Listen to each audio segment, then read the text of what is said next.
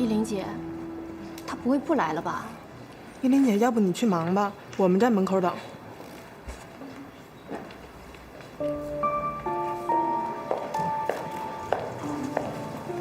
来了，来了。你也来了？是啊，你都通知了，我当然会来。谢谢，真给面子。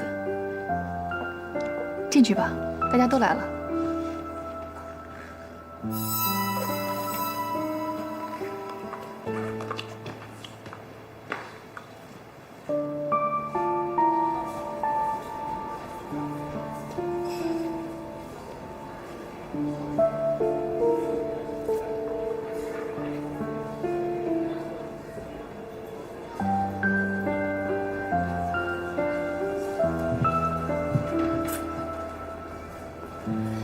各位，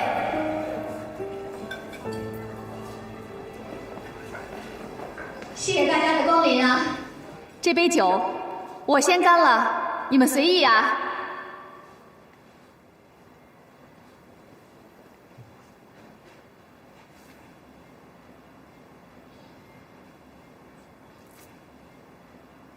平时我也不爱说什么肉麻的话，但是今天是我老公林伟的生日，也是我们的结婚纪念日，我就肉麻一回，大家请看吧。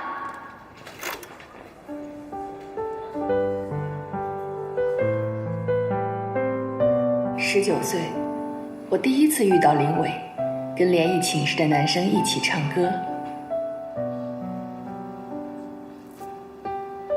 20岁，我们俩第一次约会，他说要把这辈子的约会都卖给我，我给他买了一大桶冰激凌交换，他吃完拉了2天肚子。22岁，我们毕业了。25岁，我们结婚了，有了小莫。别误会啊，不是奉子成婚。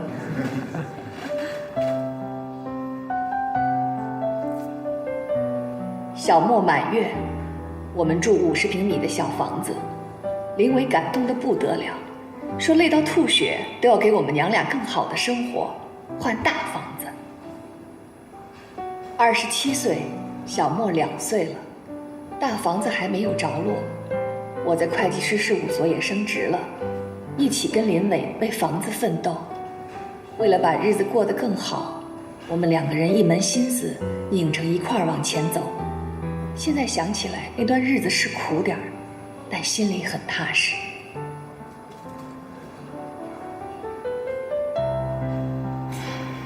这个时候，我老公得到一个很好的机会。韩总，你还记得吗？当时韩总那单生意吗？您说，只要林伟能拿下这单生意，您就给他升职。韩总，到现在我都感激你，谢谢。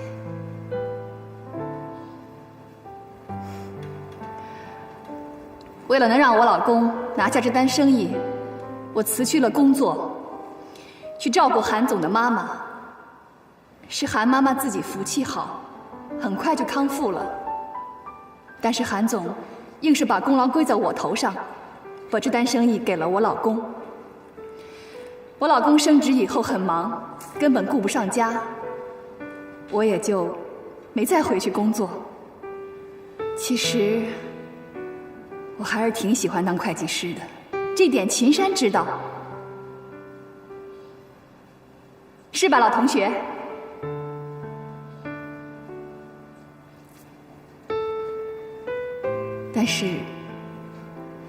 但是我更喜欢当林太太。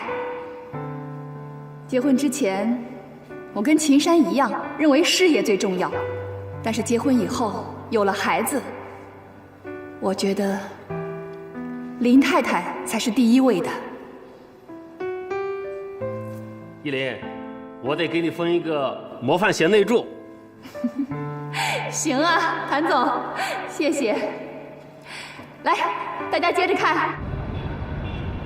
聪明姐吗？我也是没有办法了，孩子们呐都不接电话，我只有打给你了。都不接，他们都没在家呀。那你知道他们去哪儿了吗？我也不太清楚，好像说是给林伟过生日什么的。哎，都这样了还给他过生日啊？那你知道去哪儿给他过生日吗？小丫结婚那个地方叫翠明路，什么荷塘月色。哦，知道了。30岁，我们有了大房子、车子。儿童节带小莫去游乐场，坐过山车，他恐高。林伟把他放在肩膀上待了几分钟，想锻炼他，结果硬是下不来了，说这样感觉他一下子长成了大人。小莫之前说他坐在林伟的肩上像个大人，现在也算是个小大人了。小莫10岁，我35岁，林伟36岁。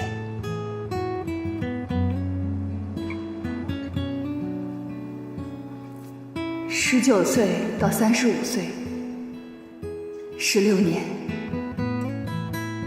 时间真的过得很快。好吧，下面就请我们的男主角上台吧。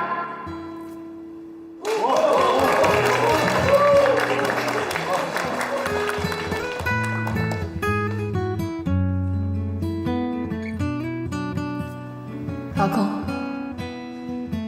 ，16年，我一直都很努力，为了你，为了这个家，不管我付出什么，都是因为我爱你。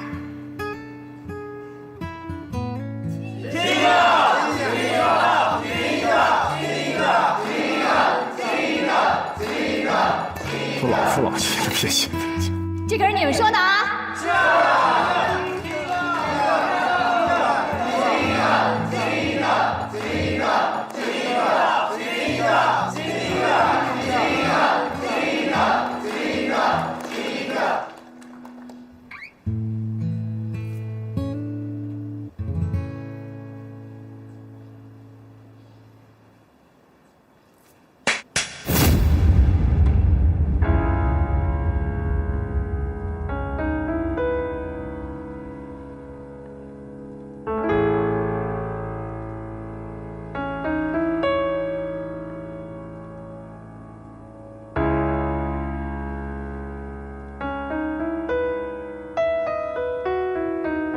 可是现在，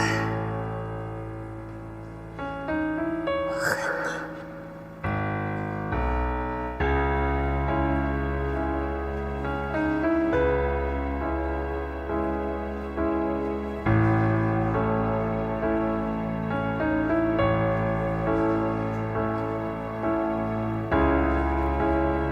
35岁，我老公背着我，跟他们公司的财务总监。我的老同学秦山走到了一起。16年前，我也青春逼人，现在青春不在了，我只剩下一肚子的怨气。我不能就这么过下去。秦山，我可以把我的老公让给你了。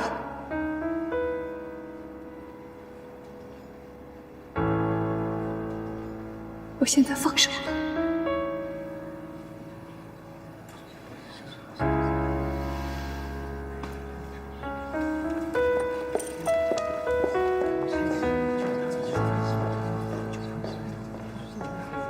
林伟，你等一下，我有话还没说完。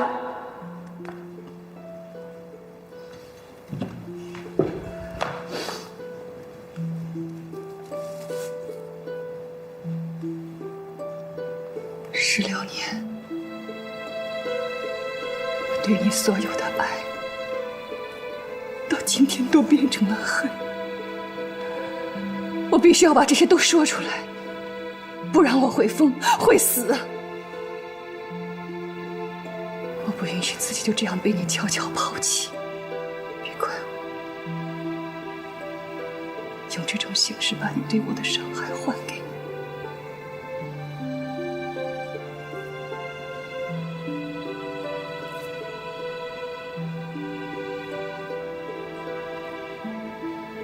生日快乐。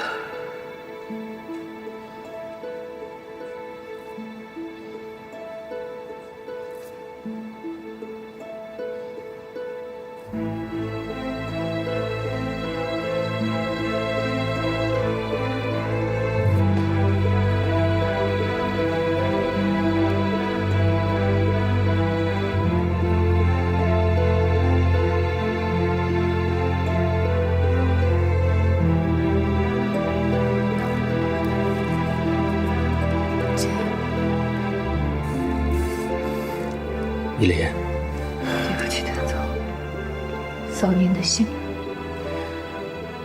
你们的10年的照片很感动，但结局没想到。这么多年来，你对林伟的支持，我多多少少知道一些。我一直以为林伟是一个知恩图报的人，有底线，有原则。最近公司有些传言，我都没信，可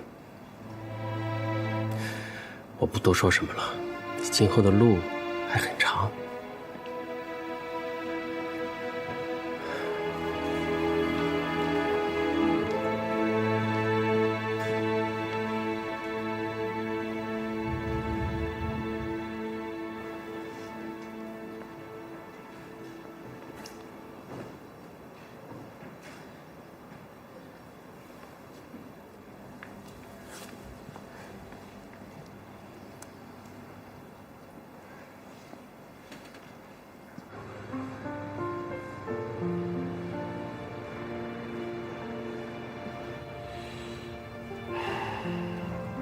爸，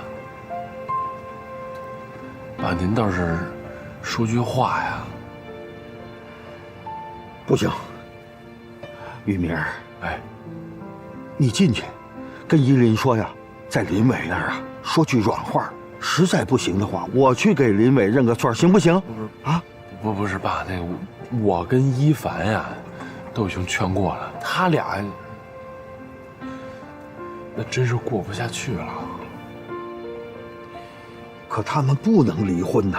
你想想啊，以后依林一个人带个孩子，那怎么过呀？他是搞婚介的，他不会不明白这个小道理。玉明，你跟我说句实话，是不是林伟在外头已经有人了？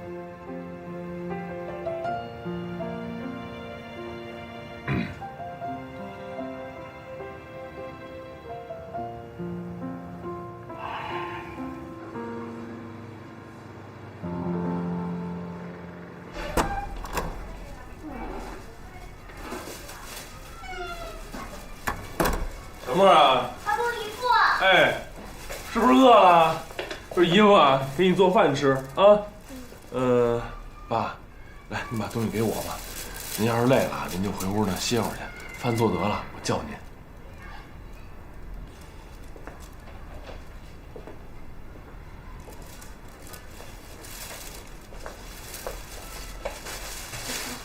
我妈怎么没回来？啊，你妈呀，我妈回来，只不过你妈呢，可能今天回来的呀会晚一点啊。姨父，我问你个问题，你说，我爸我妈是不是离婚了？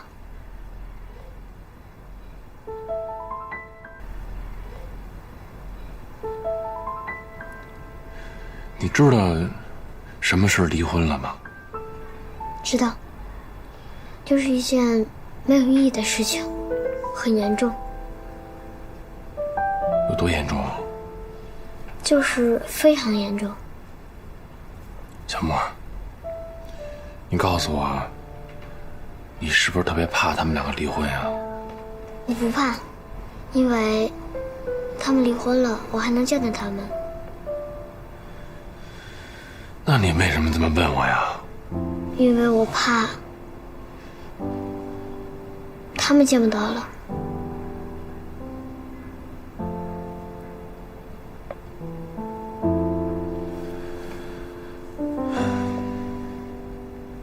是不是没吃过姨夫做的饭呀？今天姨夫呀，好好的给你露一手啊！但是呢，你得答应我一个条件。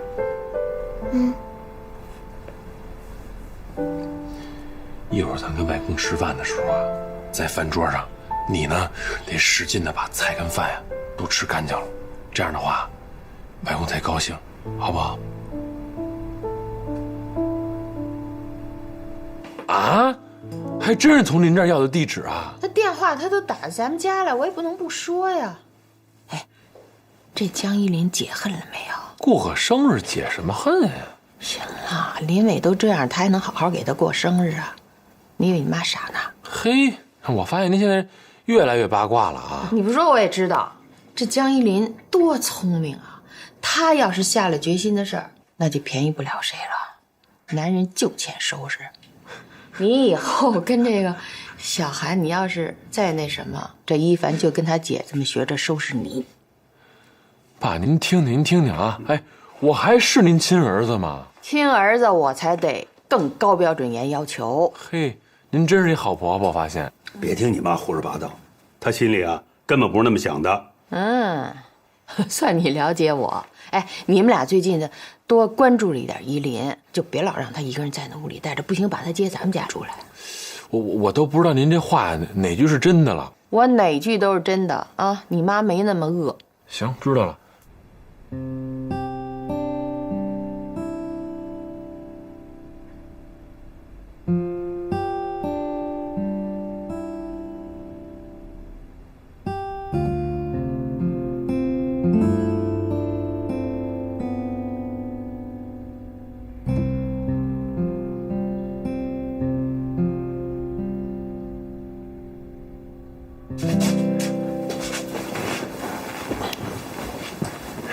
我爸怎么样啊？还行。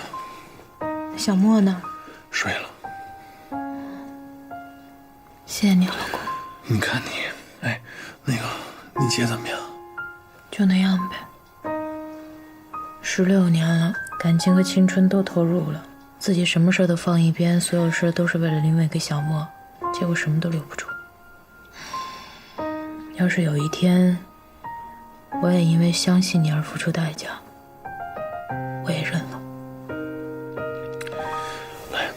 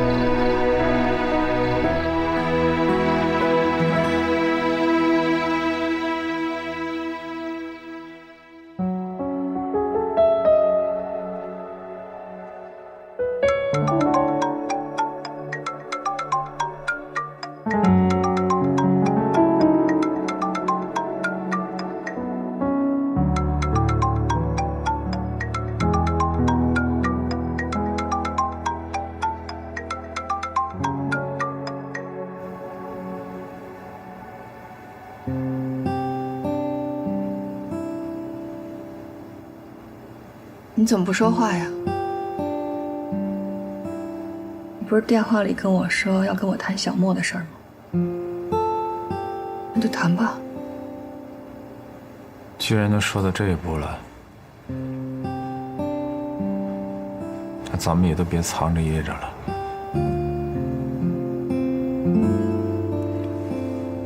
我只有一个要求，你让我把小莫带走吧。怎么可能呢？我怎么可能会把小莫给你呢？这个问题连想都不用想，你根本就没有资格。是，我是没有资格说这样的话。我只是觉得咱们俩分手以后，你一个人带个孩子太不容易了。家里的房产、现金你都可以拿走，我就只想把孩子带走就行了。你听说哪个孩子跟后妈在一起能生活的幸福呀？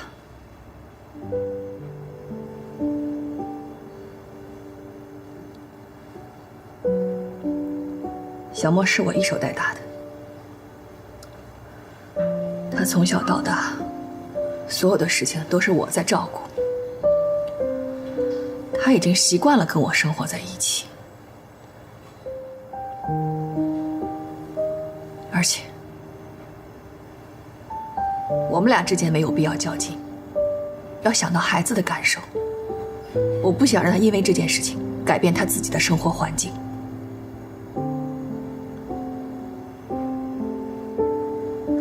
不过有一点你放心，你永远都是他的爸爸，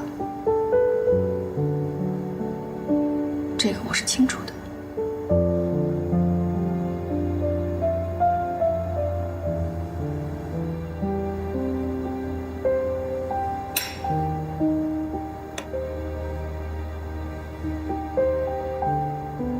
16年的感情，没想到会以这样的方式结束。我知道，所有的错都在我，我活该。但是我真的一门心思的想回归这个家庭。我希望我们的生活还能像以前一样。但是我真的没想到你会那么做。咱们俩之间起码唯一的一点信任都没有了。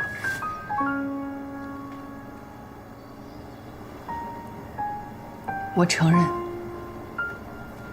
那件事情是我的错，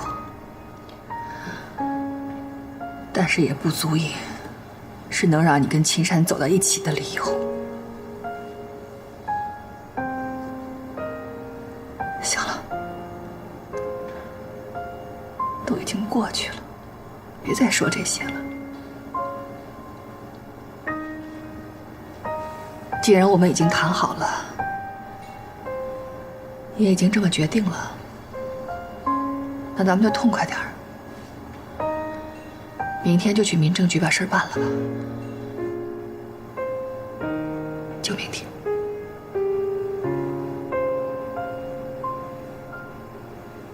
我先走了。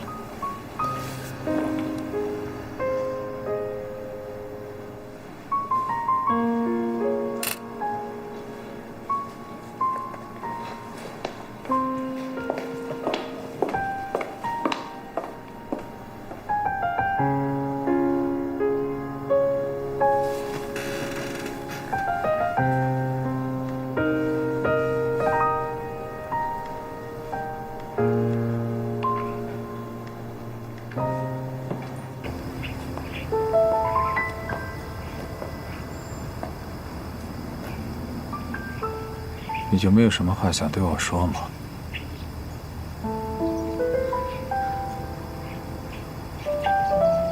走了。哎，依林，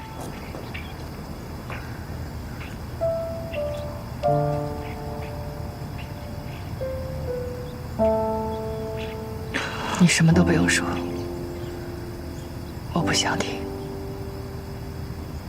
那我送送你行吗？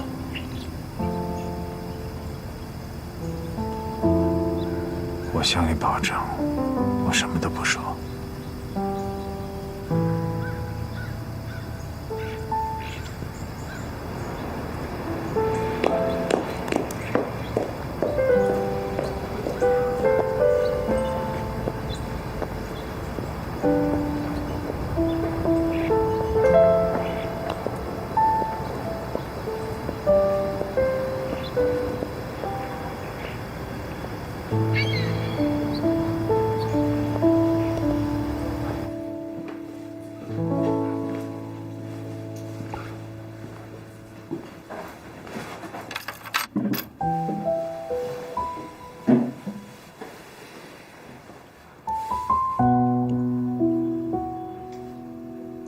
10多年了，咱们两个终于在一起了。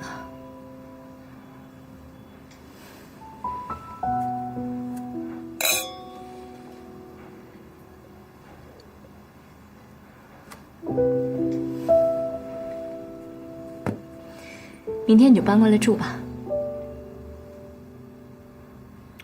青山，不是都离了吗？怕什么呀？公司那边的同事，我想过几天也就忘了。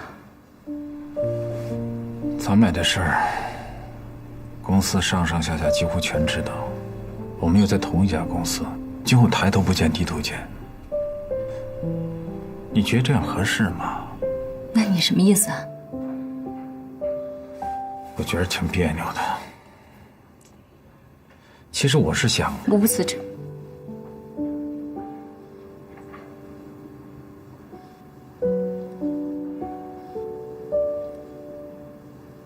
让你失望了？我从来没打算过让你辞职。我话都没说完呢，你想都不想，你居然让我辞职。我也没想让你辞职啊。我们这个行业就现在这个公司最好，而且你现在已经做到我们这个区的销售总监了，往上还有总部。你辞了职，你去哪儿？有我的条件，我不愁找不着工作。你是不愁找不到工作，薪水有可能也不比现在的低，可是发展空间呢？你想过没有？你一进中小型企业，就会做到最高层的天花板位置，那往上还能去哪儿啊？你才30几岁，往后你还有20多年要奋斗呢，那以后怎么办？就守着那个天花板过20多年啊？让你走你舍不得，让我走呢，你又怕我今后发展不好，那你到底要我怎么着啊？我不是嫌你发展不好啊，我也不在乎你挣多少钱，但是我太清楚一个长期在天花板待着的人是个什么状态。我不喜欢那样的男人。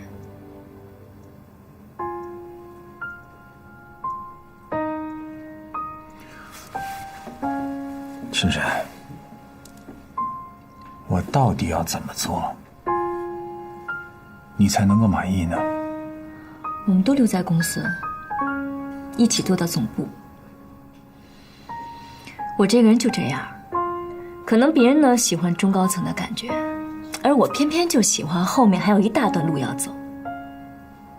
我想你也是这样的。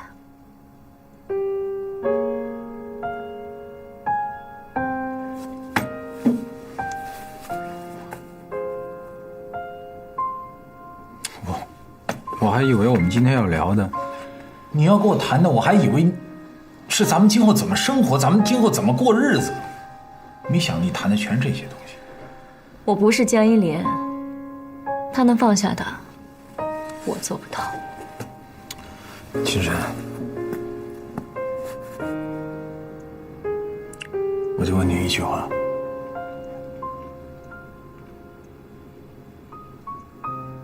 你是真的爱我吗？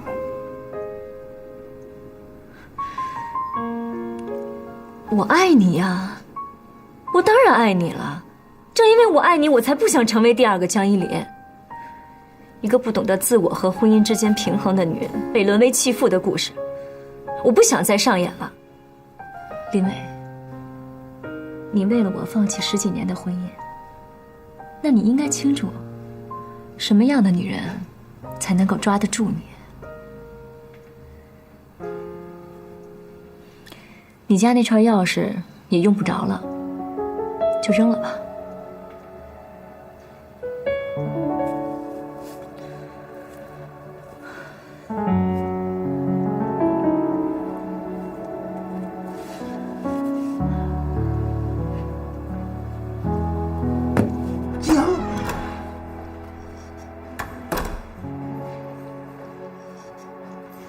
爸，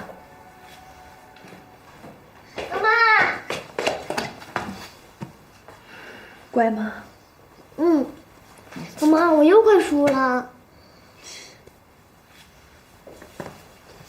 小莫，棋不下了，去做作业去。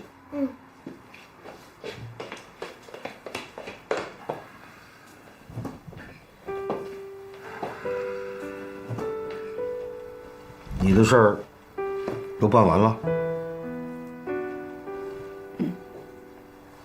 办完了好，办完了就踏实了。从今往后啊，就带着小莫，好好的过日子。还是住回家里来，就像你们小时候一样，我给你们做饭、刷碗、收拾屋子。你们住回来呢，我这儿也热闹了。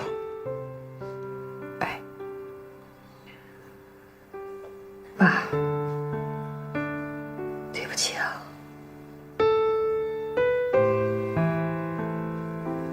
我让您失望了。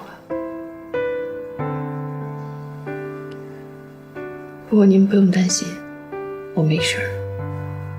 跟林伟的事儿也不是1天2天了，我有心理准备。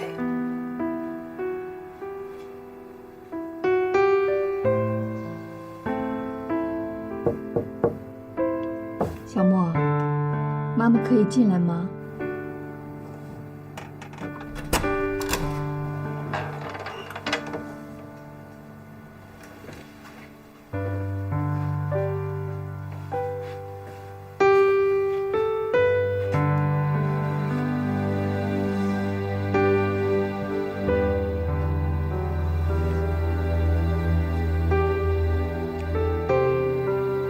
宝贝，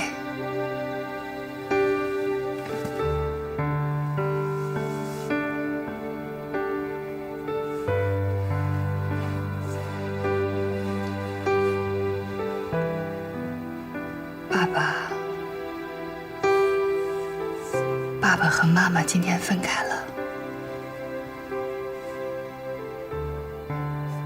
以后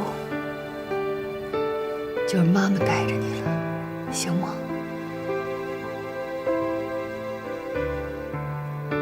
行吗？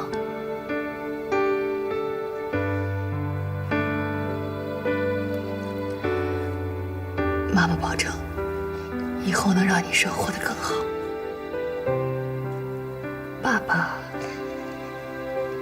爸爸其实一直都是爱你的。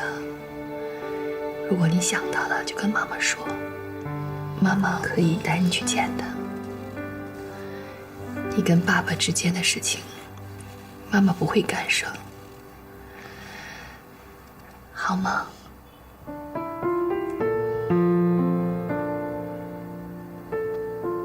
小莫，妈妈知道你很伤心，可你是个男子汉，妈妈不想让你哭。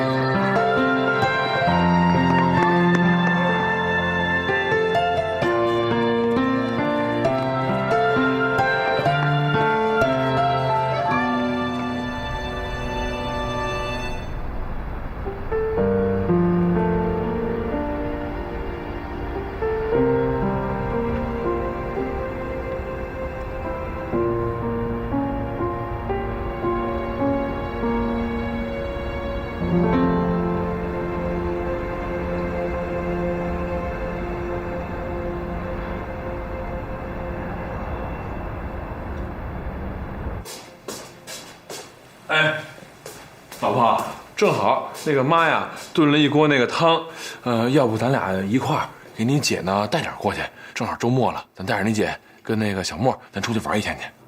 我爸给我打电话了，说让我先别过去，让姐先一个人安静待几天。那行吧，那她现在状态怎么样啊？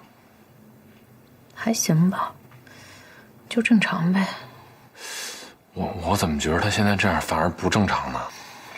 是啊，你说他最后也就闹了这么一下，前面也没见他哭，没见他发泄过，也就上回我去找他，他哭了一会儿，自己又给忍回去了。我真想让他好好哭出来。慢慢来吧。哎，你要不让妈把多出来的分一份出来，我给小韩送过去啊。哦，哎，正好啊，我想跟你商量个事儿。什么呀？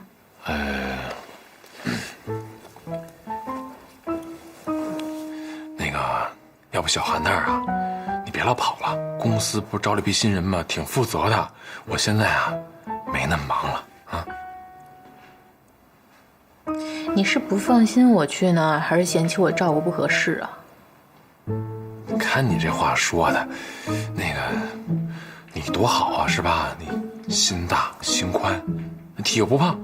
我不是说嫌弃你，我是觉得实在是有点不太好意思了。没事儿啊，你不是说了吗？夫妻同心，那你的事儿就是我的事儿啊，没关系啊，我去就好。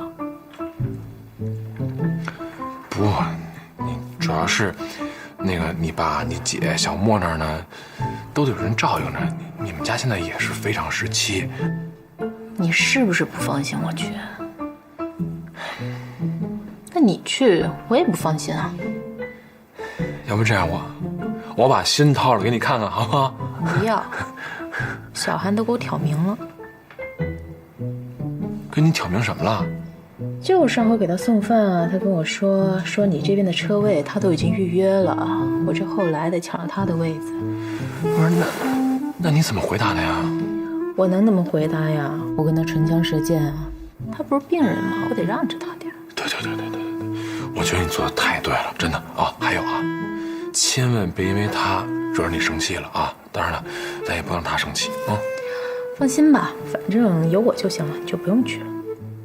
啊，你要非要去的话，我得跟着。那成，那今天咱俩就一块儿去啊。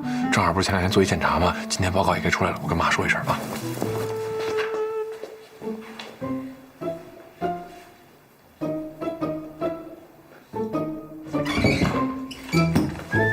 嘿，怎么样？啊，医生说呀，骨骼恢复得很好，可以不用戴护具了。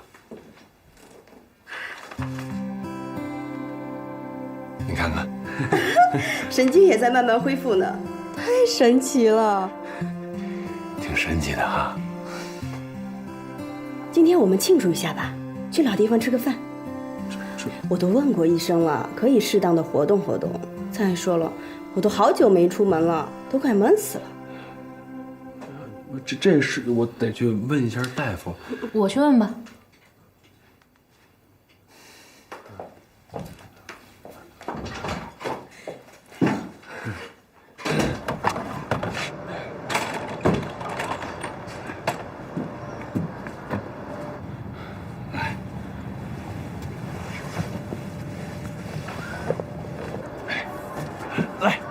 来，车！你能帮我进去吗？可以吗，王太太？可以啊，你看这台阶儿，轮椅都上不去，抱进去呗。啊！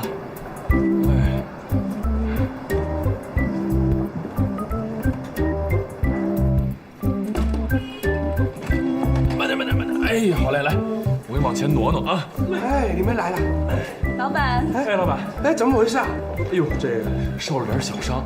哦，哎，你们俩好长时间没来了吧？结婚了吗？雨明结婚了，小韩还没有。哦。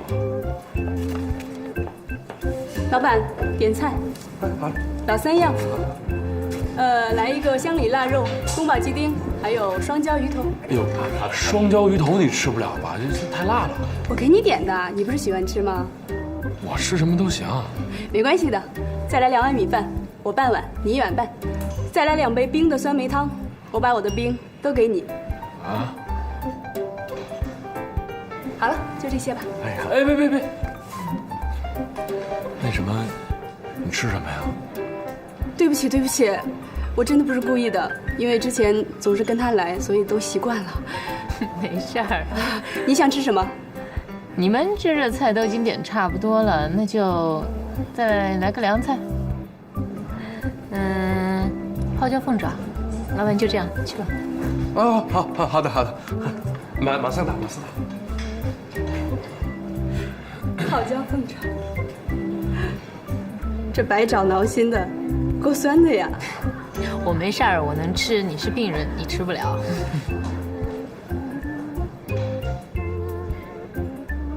哎，好久没出来了，今天的阳光真好。是，挺好的。哎，一会儿我们去旁边的小公园吧，就是以前我们经常去的那儿。你们聊，我先去到卫生间。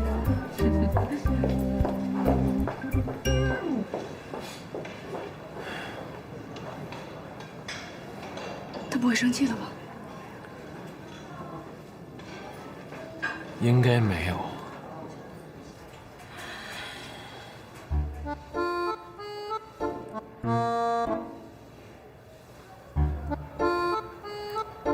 马静，听我吐槽。我一点一泡椒凤爪，结果他在那边说什么？哟，白爪挠心啊，够酸的呀！哎，你说他什么意思？白爪挠心，这真说到你心里去了吧？什么说我心里去了？他就这样，老抓着我要爆发的临界点。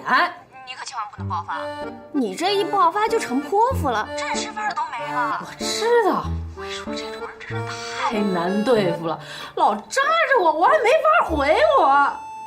那人家也是见过世面的好不好？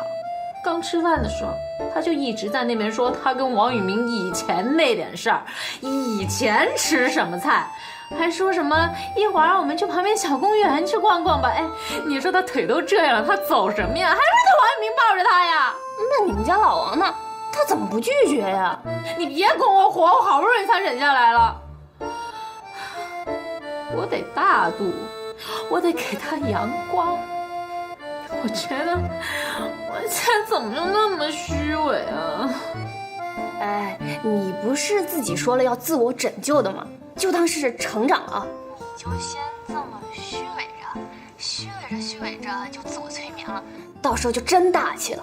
我给你支个招，你们家那老王不是工作忙吗？你赶紧发动外援啊！什么呀？听不明白啊！哎呀，我现在火直往头上拱，我听不明白。哎呦，这女人啊，一上火智商就直线下低了。你让那个杨小宝赶紧把你们家老王给叫走啊！对啊，你给小宝打电话。我一会儿还得出去了，我现在得稍微平静一下我的心情，还得微笑，虚伪一下是吧？成长，淡定啊！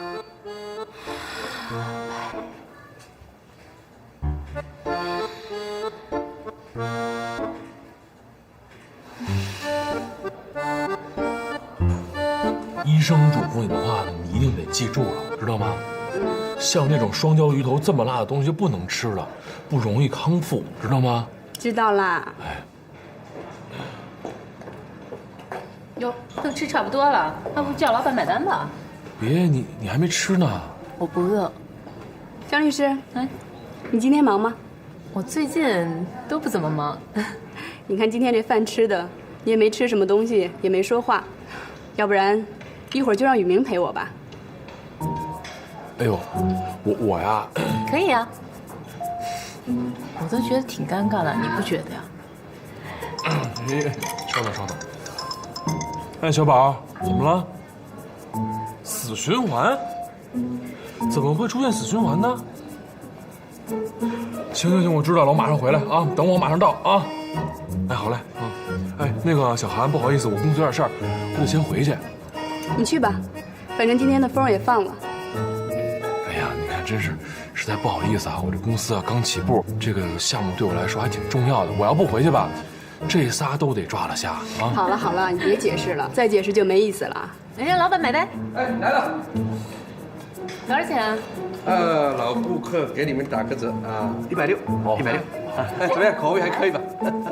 啊，行，怎么样？这菜还可以吧？这个应该挺好吃的吧？我也没吃着。那下次有空你们俩，你没事啊，下次有空再来啊。一定。好了，刚好啊。好，刚好啊。那是干嘛呀？还要人家开口啊？慢点。那个，我先上班去了啊，那你也就送他进去吧啊。赶紧去吧。啊，小韩，康复这事儿别着急，得一步一步来，好不好？啊，别啰嗦了，赶紧走吧。哎，我走了。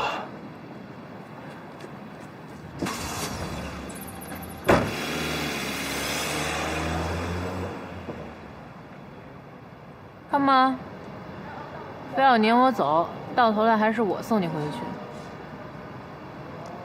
谢谢你啊，江律师。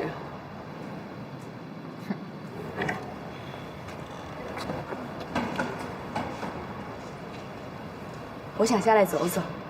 下来？你没搞错吧？你腿这样，你活动？我都住了2个多月的医院了，一个人躺久了，意志都会跟着倒下去。今天高兴，我想下来活动活动。我相信，我一定能恢复到和以前一样。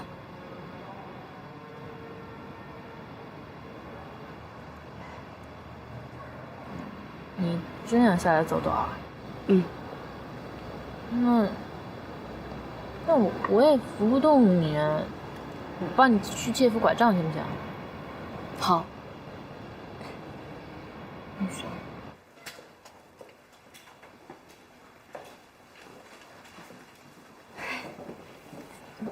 你行不行啊？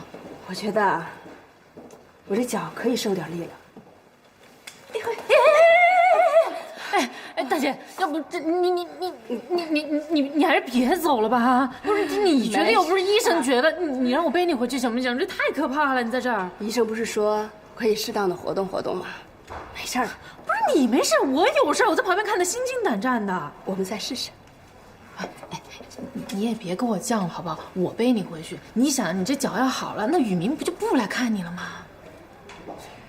我的脚要是好了，我就去找他。哎，我说你这么飒一女的，干嘛老为男的给我在这耍心眼啊？你不是一个人在医院闷得慌啊？你怎么知道？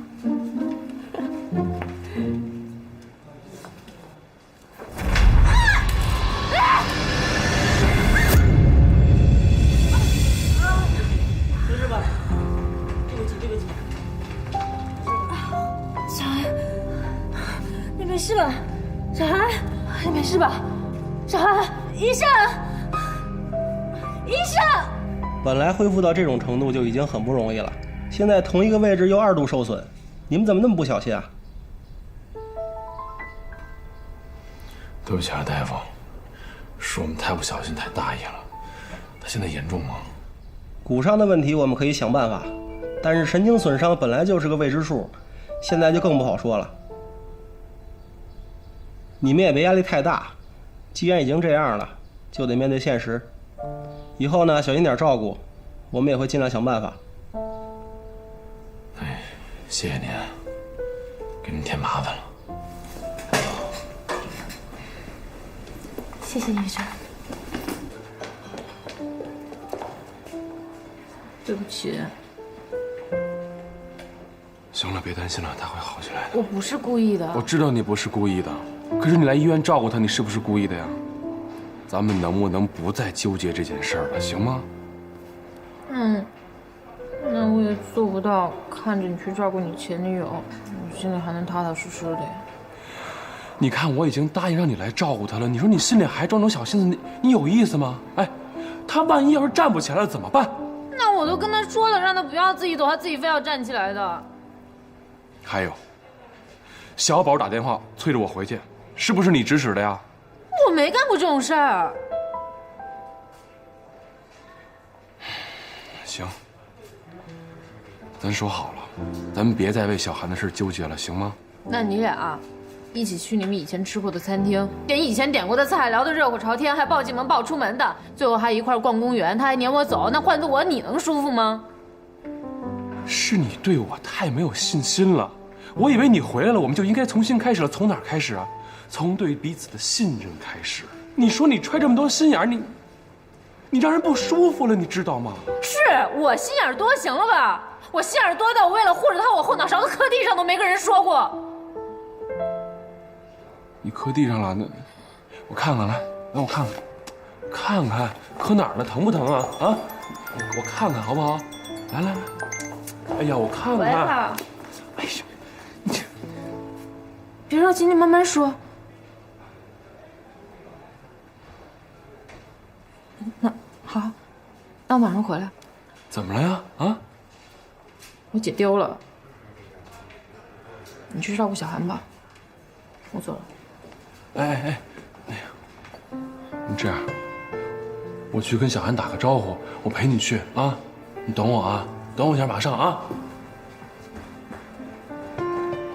他没来找过我，也没给我打过电话。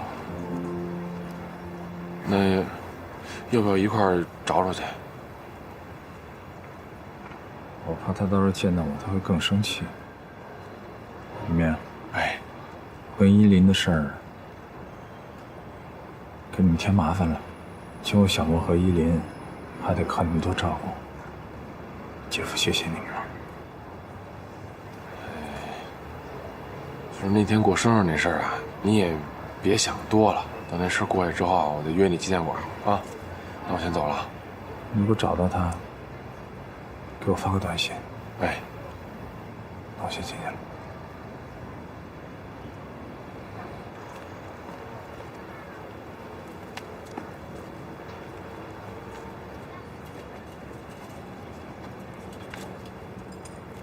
怎么了？没事儿，想起我姐大学时候的样子了。那时候特别崇拜我姐，每年她都要在大礼堂给新生致辞，毕业的时候还要做毕业演讲。我就翘了课过来看她做演讲，在台下像个粉丝一样看着她，觉得她特大方，特漂亮。那时候林伟啊，就站我旁边。那时候他看他的眼神，让我觉得别说是这辈子了，就是下辈子他也不会放手。谁知道今天会成这样？你说，我姐要是不跟他在一块儿，现在会是什么样？是不是一个女人选择了一个男人，就等于选择了一种命运？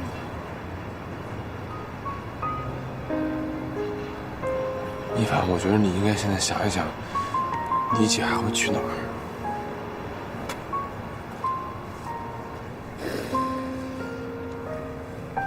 我姐不是那种断了还留着念想的人，所以她一定不会再去他们两个曾经去过的地方。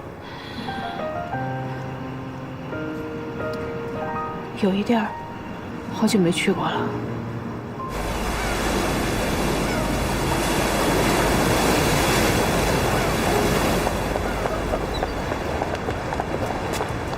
在那儿呢。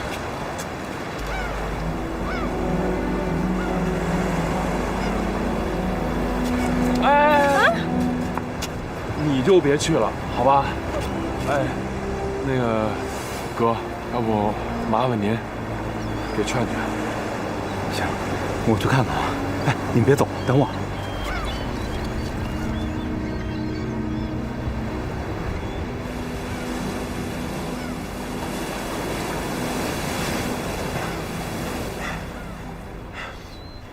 你怎么跑这儿来了？电话也不接。我小的时候，我爸爸就跟我说，面对大海，可以忘掉一切烦恼。你现在好点了吗？我妈妈刚刚去世的时候，我每天都到海边来，每次我都会用手紧紧握住一把沙子，就想使劲把这沙子握住，就好像能留住我妈妈。但是每次沙子都会从我手里漏光，我越是想要紧紧地抓住它，它就会漏得越快。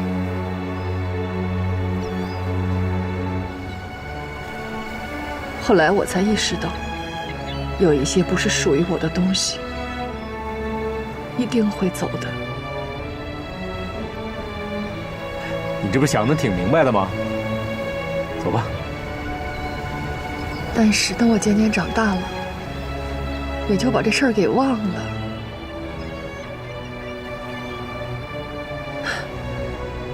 我怎么就给忘了呢？怎么就忘了呢？还想一个劲儿使劲地抓住。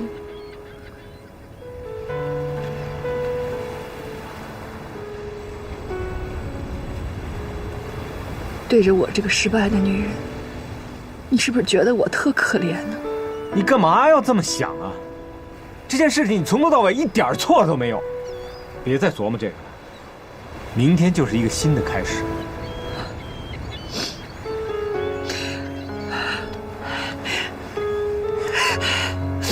放开我！男人怎么会都这样？这么好的家，为什么不要啊？日子为什么不过下去？你现在想来同情我、可怜我是吧？我不需要。依林，放开！我不要你安慰我。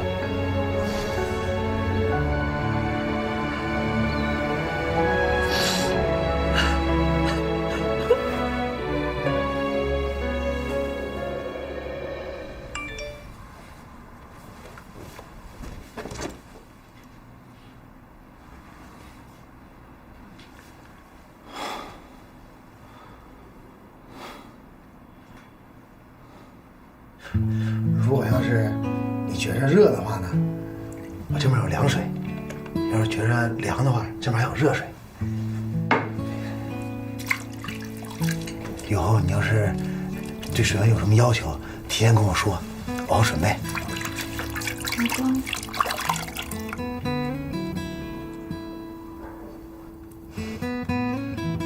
傻啦？不知道我叫谁呢？就是有点突然。要不你也一起泡？我给你洗就行了。没事儿，一起泡吧。快点啊！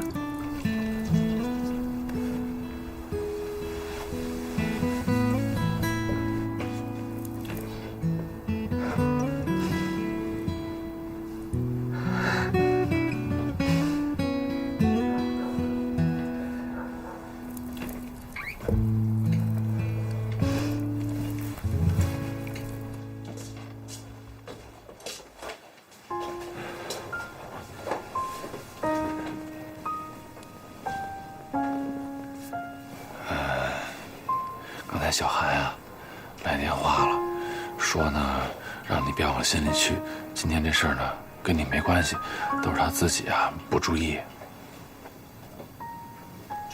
对不起。你还跟我说什么对不起啊？我还没来及跟你说对不起呢。不是，你今天说的话，我想了一下，说的挺对的。我现在啊是不够有信心。之前跟你赌气离婚，让我们这段感情陷到更大的困境当中。后来回来以后，我就想要换一种处理方式。一开始吧，我还挺有自信，我能处理好的，也自以为自己挺大气的。后来时间一长，我就越来越装不下去了，觉得挺害怕的，就怕我们的感情再受到伤害。笑什么呀？很好笑吗？你突然间这么坦诚的跟我说话，我倒有点不太自信了。我知道小韩的事儿啊让你心里不舒服了，但是你刚才能这么坦诚认真的跟我说这番话，我突然间觉得咱俩呀还是可以坦诚相待的。